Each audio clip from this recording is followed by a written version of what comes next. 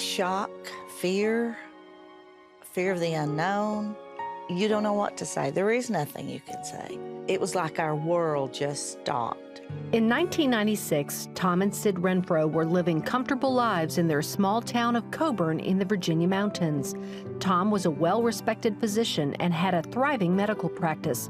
Life was good until December of that year when Tom was diagnosed with mantle cell lymphoma, a very rare, aggressive cancer already in its final stage. There was no cure. At 41 years old, Tom was told he had just a few months to live. What is my family going to do? How am I going to provide for my family? What are we anticipating? What are we going to be going through? His oncologist said chemotherapy would only prolong the inevitable and the side effects would impair his quality of life. He was saying, you've got a limited amount of time, and I want you to make the best of what time you have left before the ravages of this disease gets hold of you. Tom and Sid decided to forego the treatment and stand on their faith and believe God for a miracle.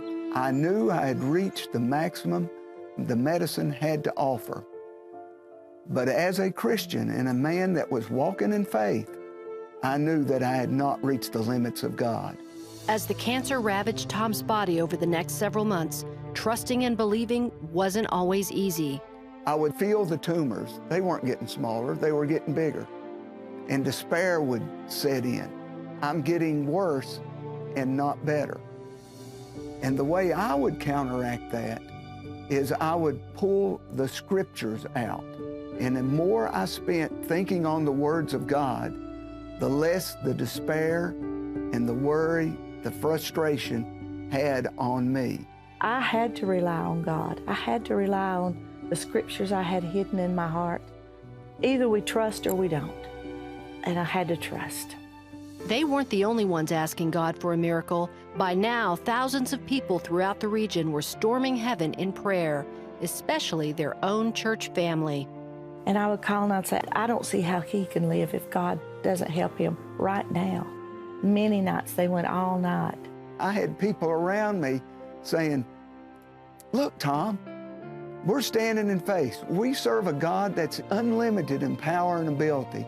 We want you to continue to hold on in faith because I'm believing.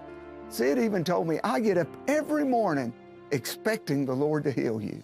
Tom's condition rapidly deteriorated. Doctors believed his death was just days away. With Christmas approaching, they administered chemo, hoping it would buy time for Tom to spend the holidays with his family. Immediately, right before their eyes, a miracle unfolded. I noticed that the tumors on my neck had softened, and it wasn't happening just here, it was under my arms. And then they started shrinking, and life, it just flooded into me. Where there was weakness and there was worry, now there was hope, there was joy, there was anticipation. And good things would come. Tom went back to his practice and would lead a full and happy life with Sid. And the cancer, it never returned. Over the years, Tom and Sid have rarely missed an opportunity to tell their story. In fact, Tom recently wrote a book about his miraculous journey and God's healing power. I wrote Avenues of Healing, Reaching for the Healing Power of God, to equip people with understanding of what's going on, what the enemy is trying to do, where sickness and disease comes from, and to encourage people on getting into the presence of God.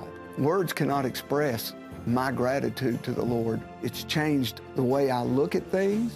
It's changed my understanding of my role as a physician. And I can see things in a little bit different light that brings greater joy and understanding to me compared to where I was before this illness hit my life.